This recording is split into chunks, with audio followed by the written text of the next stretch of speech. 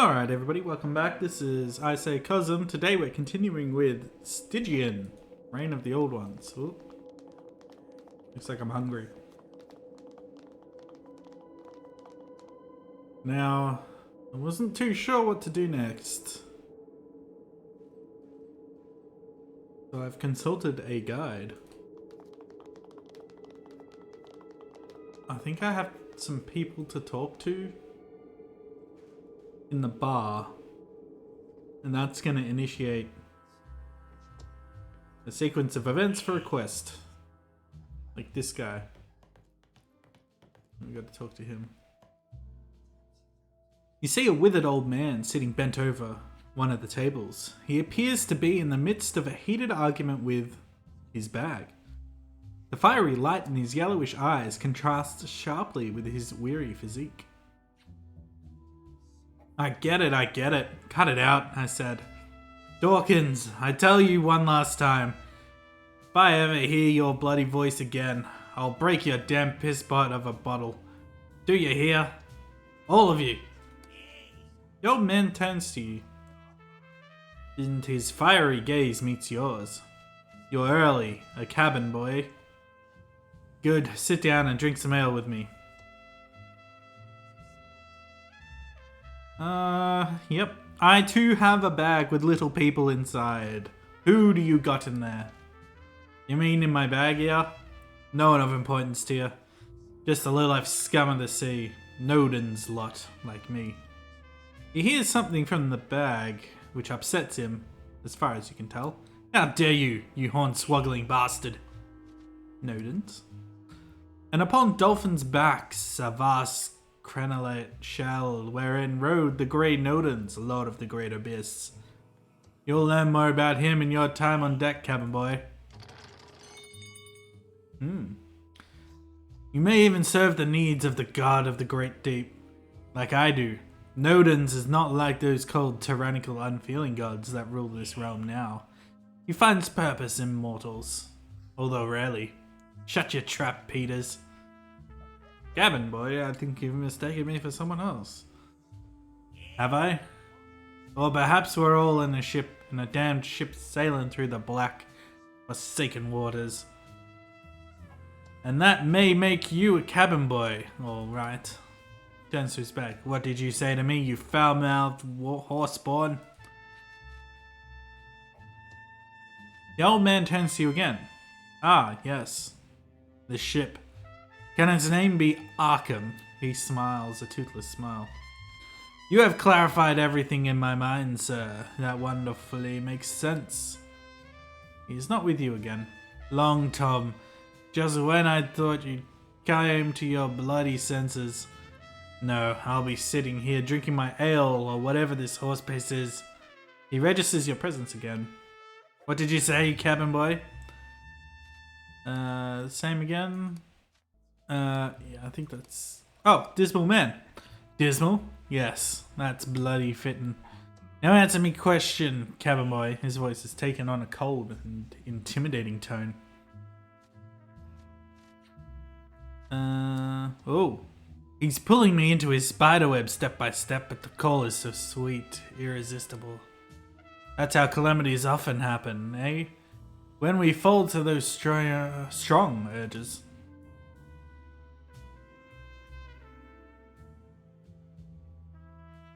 He suddenly bends down to his bag. What? Peters? Found another one? Good boy. Alright.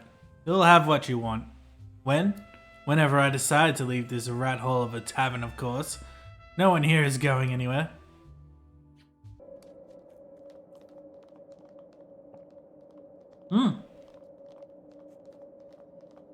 Here we go.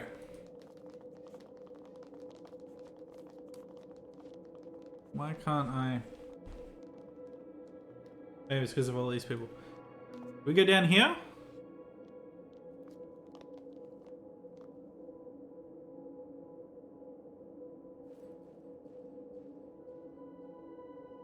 This is the quest we were supposed to trigger. Is that Julian? Oh boy. The heartless maniac killed him. No, no. Break out it. Oh, he doesn't look like he's enjoying himself. The Arkham resident is looking at the mutilated corpse as if hypnotized by the slowly burgeoning pool of blood that threads its way through the cobblestone of the doomed town. The man suddenly starts shouting, "The stabber! The stabber is killed again! The Arkham stabber! Where have you been living, sir? I think this is the third victim. All butchered and stabbed until they end up like poor Julian here." You mean like a honeycomb? You think this is funny? A little bit. Wait until he comes for you and then we'll see how funny it is. Julian, you know this man? He shakes his head. Not a bad fellow. Used to stay at the Essex Hotel. He didn't deserve such a fate. Nobody deserves that. Looks at the hardly recognizable corpse on the ground in horror. Who deserves what they reap here? The man turns and looks at you. Although he remains silent, you sense his wordless acknowledgement. What do you know about this Arkham stabber? Nobody has any idea who he is. Even the mob can't catch him.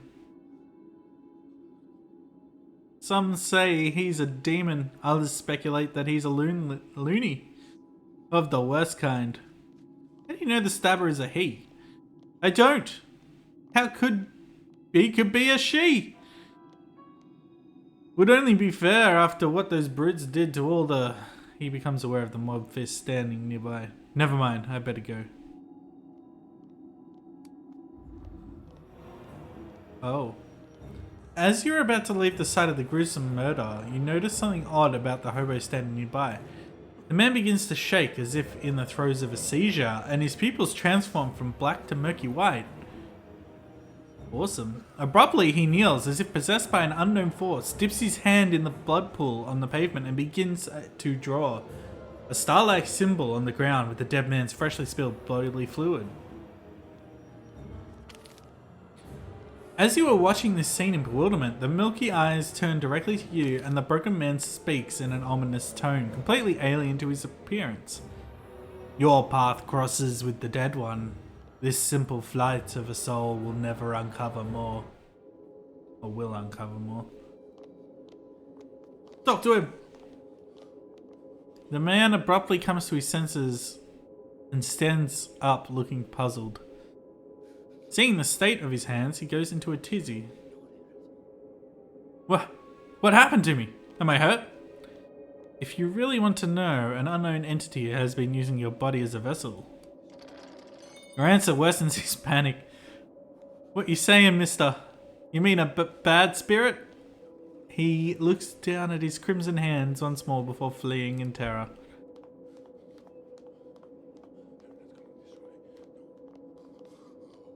I tried. Now these guys are showing up.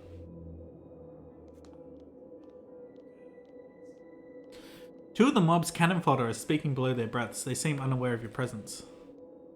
Corley. It seems the stabber sent another fella to the big sleep. Should I bring word to the face? You get paid to be this dumb, Marlon. He points at the corpse with his chin. Does he seem like a man of the face to you? No, Corley. Then think about it. Is it really necessary to take this to the face ourselves? Don't you remember how mad the boss got when that gumshoe Wilkins failed to find that psycho stabber? Wilkins? You watched the burly man struggle to compute the information. You mean that fatso detective whose arm we cut off? The one staying at the eel? See? You can be smart when you need to. Then you must have been there when the boss got hot under the collar after that idiot Wilkins told him he couldn't find out who the stabber is. That was a lot of words at one time, Corley. Let me think. The boss got mad that day. So do I take the word to him or not? The man sighs deeply. Marlon, I sometimes sincerely wish I was a fucking wall, you know? Pointing to a nearby wall. Like that one over there. A simple, unpainted, indifferent brick wall. A wall? Why is that, Corley? So I could simply be, without needing to comprehend your bullshit, Marlon. The mob gun takes a deep breath. Look, I plan to not be around when the boss learns that the stabber psycho is still on a rampage. You better do the same. He looks at the corpse on the floor one last time. He's not one of us anyway, so who gives a crap? Let's beat it, Marlon. Turning to leave, the two mobmen spot you standing nearby. What the fuck are you looking at, sheep?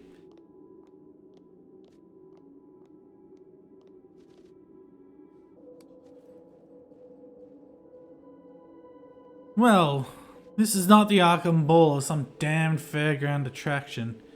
You better mind your business before Marlon makes you the main attraction. He may be my own personal tormentor, but when it comes to whacking the likes of you, he's a straight up virtuoso, if you catch my drift.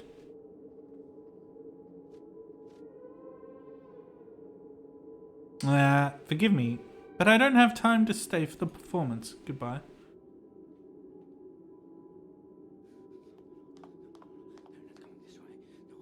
Oh. Upon immediate scrutiny, you deduce that his wounds, which extend from collar to groin, were inflicted by a broad blade with a singular, almost preternaturally keen edge. Every single thrust perforated right through muscles, sinew, and bones. Now, there was mention of the old eel. I guess we'll go back there for now.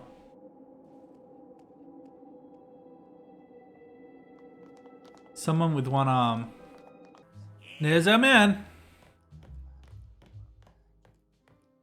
A bulky man with a missing arm is occupying one of the grimy tables of the old eel. It appears he is struggling to drink his troubles away, but the pain written on his face tells a different story. He ceases his agonizing for a short while to glance over at you. I have no plans to share the table, pal. Find yourself another spot to collapse, alright? Are you Detective Wilkins? Well done, you found me. You must be a detective too. He exhales deeply with a pained look on his face. What do you want from me? I'm also investigating the Arkham stabber. You're asking me the last thing I want to remember in this world? I lost my fucking arm over that psycho murderer. Shouts at you while struggling to open his whiskey bottle one-handed. Get lost!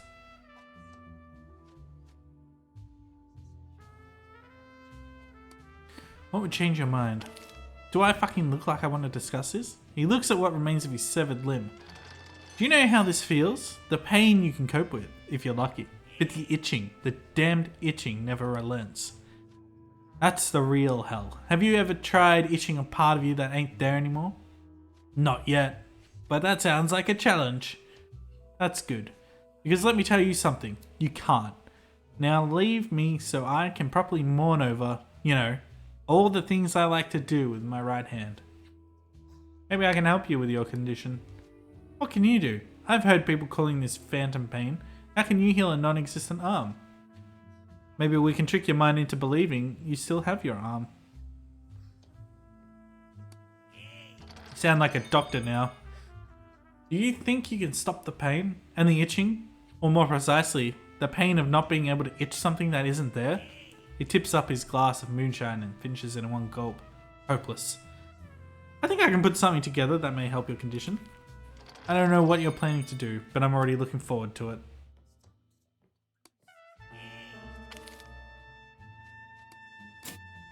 What is my plan? Crafting idea, mirrored box. The blood on the ground, which once coursed through the veins of the remorseless slaughtered victim, has been used by an entranced hobo to draw an eldritch symbol. If this guy has any wood. For 60 cigarettes. No, I think I'll only get one, because I don't even know if this is what I need. Alright, there we go. Turns out I didn't have the mirror fragment. Boom.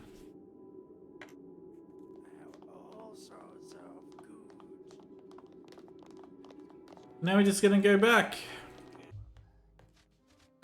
This should help with your pain. Take out the mirror box. You place a mirror device on the table and adjust it to display a symmetrical reflection of Wilkins' intact arm. You can see from his face that the persistent tension that's been bothering him is already fading. Give him some time to get himself together.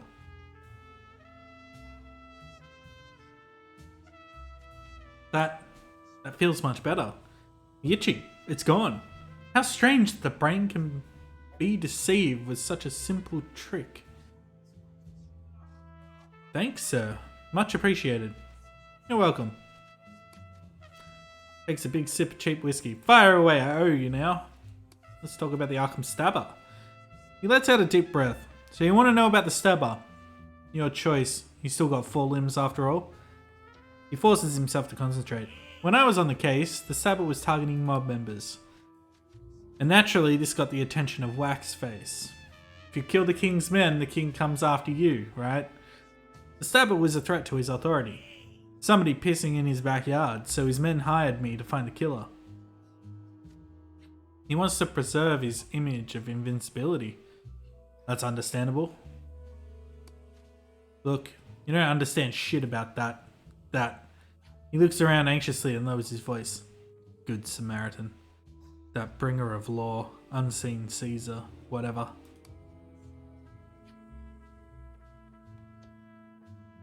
I got an item. With the victims. What were their names? He clumsily pulls out an old notebook and finds a torn page inside. Salvador and Abel. No one important. Clueless fresh recruits for the mob, that's all. Then I looked into how they were killed, and that proved interesting indeed. The wounds all pointed to one thing. A sword, and a big one with a broad blade. Pierced those fellows dozens of times, until they were human colanders. I've seen a lot in this profession, but that was ferocious. How did you proceed after that? With difficulty, Wilkins retrieves a cigarette from his pocket with his surviving hand and throws you a cautious look. Now don't get me wrong, buddy, but in this business, even a small misinterpretation can mean punishment. And in Arkham, this punishment is almost always a horrible death. So for now, I'll keep what I know to myself. Come back when you have some information of your own, and we'll talk more about these things, alright? I'll be back.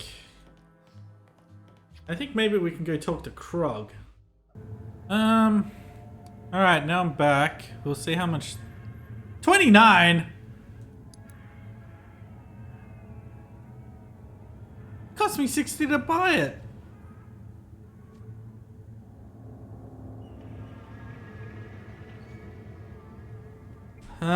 Not worth unless I find it, I guess. Pretty close. I could get that, I think. To give Cosm an actual chance at attacking instead of carrying, I think I will.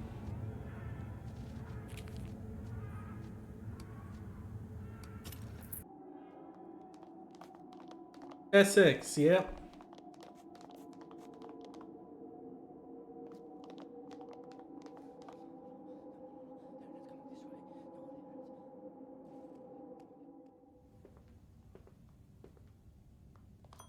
Hey, buddy.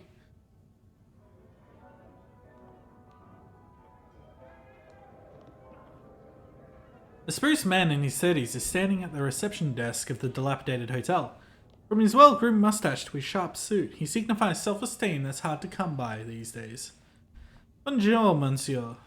Under more normal circumstances, I'd be delighted to welcome you to the Essex Hotel, one of New England's preeminent establishments.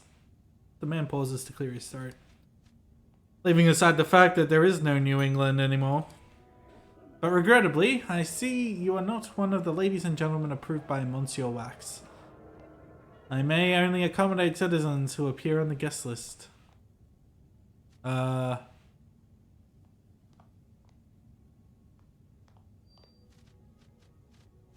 get information about Julian first. Clears his throat imperiously. The privacy of our guests is inviolable, monsieur. I have to admit, the accommodations may have taken a slight downturn recently, but definitely not to that level. He's gone to the heaven of stabbed individuals, you know. Oh, that is unfortunate. Not quite unexpected, though. I find a dead guest in one of the rooms almost every day. I'm a special agent assigned to this case by the Bureau of Highly Classified Affairs. I'm investigating the Stabber murders. Etienne self-importantly straightens his bow tie before continuing. If that is the case, I think I can make an exception. He opens the hotel register and begins leafing through its pages. Huh. How about that? Julian. No surname given. Checked in with 3 others. He plays with his mustache as if trying to tease the information from it. I remember those men coming to the hotel. It was right before the Black Day. If I recall, I was suspicious of them right away. They did not at all seem the caliber of gentlemen we prefer here, moping about the lobby like clueless immigrants straight from the ship. But they paid for 2 king-size rooms in advance. Continues looking through the register. Sometime after the Black Day, though God knows how long, Julian and the one with the Irish accent left the hotel. The others carried on here. What are the names of these others you mentioned? He reads them off. Salvador, Abel, Keelan. The late Monsieur Julian seems to have arrived with them. Well, isn't that interesting? Salvador and Abel are already dead. Victims of the Stabber. Oh. Well. I felt smart for a second there. He clears his throat indifferently. Interessant. I am happy to have assisted you in your investigation, Monsieur. But now I have other business to attend to. Etienne sighs deeply, like removing various stains of bodily liquids from the lounge carpet. Which one had the Irish accent? I cannot remember, Monsieur, but if I were to guess, I would say Keelan. It's certainly the most Irish of the bunch. I inspect the room where Julian stayed. Etienne straightens his bow tie while looking away. I would not recommend it, Monsieur. Carrion Jack is currently residing in 303. And I don't think he's planning on checking out anytime soon. Carrion Jack? Who's this guy? He is celebrating the crime. What he did to Betsy Ross. Heartbreaking to think of it. As a reward for his service, Waxface granted Monsieur Carrion with unlimited copperhead and 2 of his personal courtesans. Betsy Ross. You haven't heard of her? He clears his throat and continues in a sad tone. In the first months of Monsieur Wax's reign, a few of Arkham's bravest men and women, or dumbest according to some, openly defied the mob. They turned vigilante, masked guerrillas who risked their lives to bring some hope back to Arkham. These rebels were hunted down one by one, until only Betsy remained, a fearless woman who wore old glory for her disguise. For months she showed the courage the rest of us lacked and offered hope of the injustice we all wish for, until Carrion Jack shot her in the head and left her body to the ghouls. And that, Monsieur, is how hope finally died in Arkham. He burst into violent tears. The same sad chanson has been playing since everything went downhill around here, Monsieur. What is Copperhead? It's a special whiskey the mob produces. They put a live copperhead snake inside a full bottle and the serpent bleeds its poison into the liquor while drowning. I know it doesn't sound very tempting, but they actually drink it, Monsieur, believing it will make them manly or something. Definitely not a vintage any respectable sommelier would recommend. And this Carrion Jack can drink plenty of it. Naturalment. In fact, he claims to be the copperhead drinking champion. He is dangerously boastful about it. Another thing. Tell me about this Carrion fellow. Yeah. Oh no. I'm not done yet. May I ask your name? He straightens. I am Etienne Lafayette, the concierge of Hotel Essex. I've proudly performed this duty for more than 15 years. A note of heartbreak seeps into his voice as he says this. I also had to take on the role of manager after the unfortunate demise of Monsieur Phillips, and of receptionist. We are a little bit understaffed these days, as you can see. I see.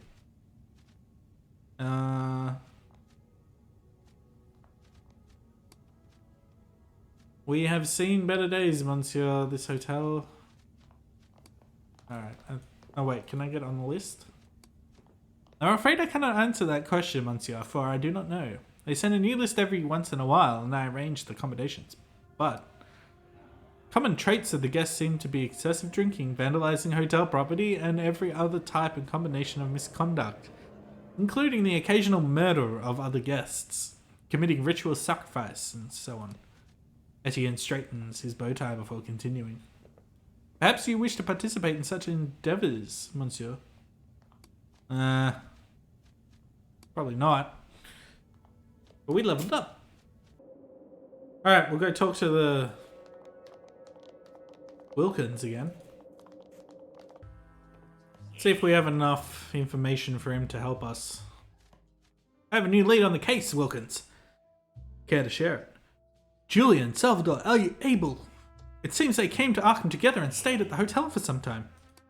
That's interesting. Wilkins lights a cigarette. Finally, we may have found a pattern. So these three came to the hotel together. The next question is, are they all dead? As far as I know, no. There is another one called Keelan.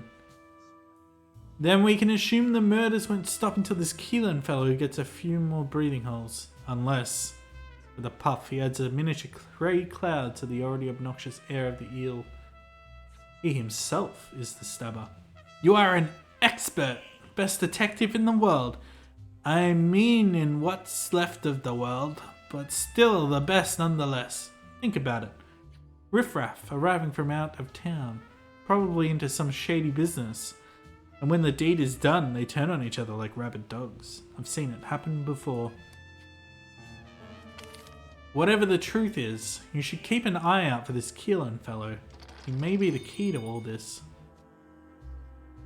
Will do. What else have you got on the case? You know, I have to admit that you're not too bad at this. When you started asking questions, I wasn't expecting much. And that's why I kept my mouth or my trap shut on any real leads. No offense, but I prefer not to point my finger at suspects, especially after seeing how brutal the mob can be. I know this is a bad habit. Work ethics can cost you an arm in this place. Now tell me more about these suspects of yours. I had 3 good trails, but they all went cold. My first suspect was a redskin, cold. Struggles with the pronunciation. Wajatal. The other one was a magician called Horatio. And lastly, I had a witness, a mute girl. He's this crazy Indian who believes he's continuing the ways of his ancestors. Formed his own tribe in Dead Willows after everything went to hell. A shanty town of sinking tents. He is a savage son of a bitch, excuse my language. Too eager to use his machete on anyone who he defines as a white oppressor. Especially mob people. Motive? Check. Potential murder weapon? Check. I'd pay him a visit if I were you, but you've been warned. He's awful protective about his territory. He prefers to let the machete do the talking. Where's Dead Willows? He draws a circle on your map. It used to be a resort area along the Miskatonic River, full of white willow trees. Fancy place. You don't need to be a detective to guess why it's called Dead Willows these days. Tell me about Horatio. Horatio the Magnificent, they used to call him. I saw nothing magnificent about the man though. A total wreck. He was pretty vocal about his hate for Whackface. Suicidal, right? Horatio had all the motive to go after some mobster blood. And I know he uses old-fashioned words, or swords in his shows. You know, the coffin and the blades and nonsense like that. Is he alive? Last time I saw him, he was staying in room 203 of the Essex Hotel. Considering his suicidal tendencies, might be a good idea for you to get your ass over there in a hurry. Who's the mute girl? Donna the Mute is what the other tunnel kids call her. She wasn't always mute, so I heard. They say she became like that after witnessing the murder of Abel. The eyes on that little girl. Looking at the same dreadful moment no one else could see. I tried everything, but could never get her to talk. Where can I find this kid? If you think you can do better, be my guest. She lives with the other orphans in the collapsed train tunnel in the northeast part of French Hill. Way to go for murderers to find. And you still have 2 arms, pal. You owe old Wilkins a drink. Don't forget that. Good hunting. Okay, now we've got several leads on what to do. I think we'll end it there for today.